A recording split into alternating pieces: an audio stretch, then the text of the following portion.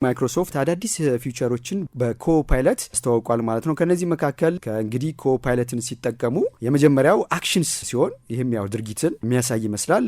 ይህም ልክ እንደ እርሶ ሙሉ በሙሉ ወይም በከፊል እርሶን ሆኖ እርሶን ወክሎ ትእዛዞችን በራሱ አስቦ አሰላስሎ መርጦ ያለማንም ጣልቃ ገብነት ጉዳዮችን የመፈጸም ጉዳይ ገዳይ የምንለውን አይነት የመሆን ጥበብን የተካነ ሲሆን በአርቲፊሻል ኢንተለጀንስም የሚታገዝ ነው። ለጊዜው የሆቴል አገልግሎት ለምሳሌ ወደ አንድ ሀገር ቦታ ከመጓዙ በፊት የሆቴል አገልግሎትን ቀድመው ማስያዝ ቢፈልጉ መምረጥ ቢፈልጉ የሆቴል ምርጫ ማሰስ ቢፈልጉ ግዴታ በዌብሳይቶች ውስጥ ገብተው ማን አለ ምን አለ እንዴት አለ የሚለውን ከርሶ የሚጠበቀው ምንድነው የፕሮምፕት በምንለው ማይክሮሶፍት ኮፓይለት ውስጥ ምን ፈልገውን ሐሳብ ብቻ በአጭሩ እናስገባለትና እሱ ራሱ አስቦ አሰላስሎ እስከ መክፈል ደረጃ የሚደርስ ሂደትን ይፈጽማል ማለት ነው። ለጊዜው በሆቴል እንዲሁም ደግሞ የራት ሪዘርቬሽን ሂደቶች ላይ ነው የሚያከናውነው። ልክ እንደ ኤአይ ኤጀንት ማለት ነው። ባለፈው 2025 የኤአይ ኤጀንቶች ዘመን ይሆናል ተብሏል። ኤአይ ኤጀንቶች የምንላቸው ካለማንም የሌላ ሰው ትእዛዝና ጣልቃ ገብነት ራሳቸው በራሳቸው ማሰብ ማሰላሰል መወሰን የሚችሉ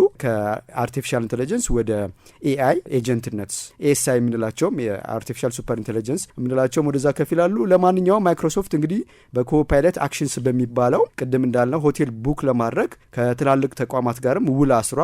ለምሳሌ ከቡኪንግ.ኮም ኤክስፔዲያ ከመሳሰሉትና ከሌሎችም ጋር ማለት ነው። ሁለተኛው እንግዲህ በኮፓይለት አዲስ ነገር ይዞ የመጣው ቪዥን የሚባል ነው። ይህም ማለት የስልኮን ካሜራ በመጠቀም የሚያነሱትን ቪዲዮ ወይም ደግሞ ፎቶ በአካባቢ ያለውን ነገር የመለየት አይቶ ደግሞ የመፍትሄ ሀሳብ የማቅረብና ሌሎች ተጨማሪ እድሎችንም ይሰጣል።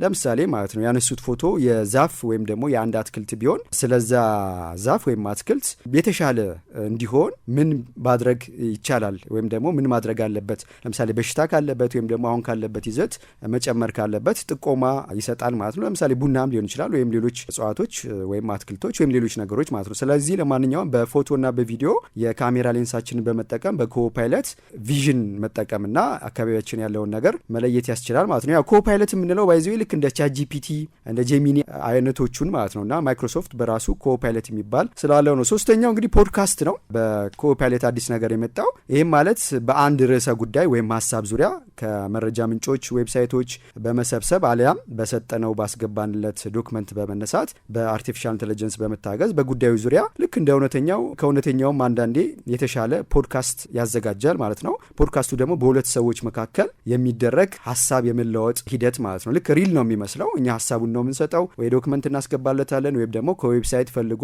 ወደ ፖድካስት እንዲቀይረው ትእዛዝ እንሰጠዋለን ማለት ነው። በዚህም እንግዲህ ኮፓይለት በአዲስ ነገር መጥቷል ተብሏል። ከዚህ ቀደም ይህንን አገልግሎት በቀላሉ ከጉግል ኖትቡክ ኤልኤም በሚባለው ማግኘት ይቻል ነበር። እሱን ደግሞ አሻሽሎ መጥቷል ማለት ነው። አራተኛው የሾፒንግ ሲሆን አንድን ዕቃ መግዛት ስንፈልግ በየቀኑ ለምሳሌ ሱቅ መሄድ ሊገባን ይችላል ወይም ደግሞ በየሞሉ መንከራተት ሊጠበቅብን ይችላል። ይሄ ግን ሳይሆን ለዚህ ደግሞ መፍትሄ የተባለው ከዚህ ቀደም የኮሜርስ ፕላትፎርሞች ወይም ደግሞ ዌብሳይቶች ዕቃን ማሻሻጥ የሚችሉ ዋጋን የሚያወጡና በቀላሉ በስልካችን ተጠቅመን ከዛ መምረጥ የምንችልበት ነበር። አሁን ግን በኮፓይለት በራሱ ስናዘው የምንፈልገው ለምሳሌ ጫማ ሊሆን ይችላል፣ የቤት ዕቃ ሊሆን ይችላል፣ የምንፈልገውን ነገር እንደዚህ ነገር በዚህ ዋጋ በዚህ መርጠ በዚህ ሳይዝ በተሻለ ዋጋ ወይም እንደዚህ ከለር ምናምን ብለን ስናስገባለት ራሱ አስሶ ካሉት የኢኮሜርስ ፕላትፎርሞች ከነክፍያው መፈጸም የሚያስችልበት እድል ይዞ መጥቷል ተብሏል። ከዚህ በተጨማሪ ደግሞ የሚገርመው የቅናሽ ጊዜዎች ሲኖሩ ለምሳሌ አንዳንዴ በዓል ሲቀርብ ወይም ደግሞ ፍራይዴይ የሆኑ ብቻ አንዳንድ ቀኖች ላይ በተለያዩ ቦታዎች ሌላው ዓለም የተለመደው ነው የዋጋ መቀነስ ይኖራል እና ያኔ ሲኖርም ኖቲፊኬሽን ይልካል ወይም ደግሞ ይጠቁመናል ማለት ነው። ስለዚህ በኮፓይለት ሾፕ ማድረግ እንችላለን። እቃዎችን ራሱ እንዲገዛልን ማዘዝ እንችላለን። እኛ ሞል ለሞል ወይም ደግሞ ሱቅ ለሱቅ መንከራተት ላይጠበቅብን ይችላል ተብሏል። አምስተኛው እንግዲህ እንደ ቻትጂፒቲም ሆነ ጄሚኒ ሁሉ ለምሳሌ እኛ ብዙ ጊዜያችንን ከቻትጂፒቲ ጋር በየቀኑ የምናሳልፍ ከሆነ አብዛኛውን ነገር ስለኛ ከኛ በላይም ሊያውቅ የሚችልበት እድል አለ።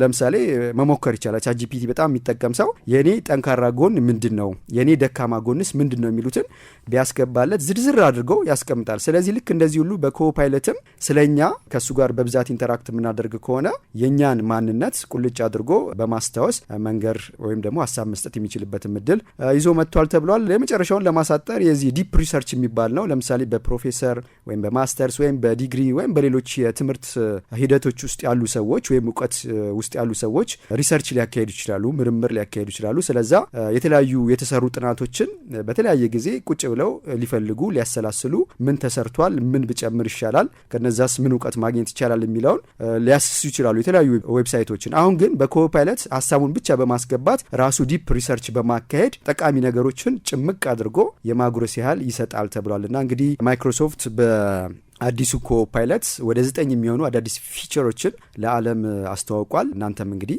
ለመሞከር የሚችሉበትን እድል ይዞ መጥቷል ማለት ነው።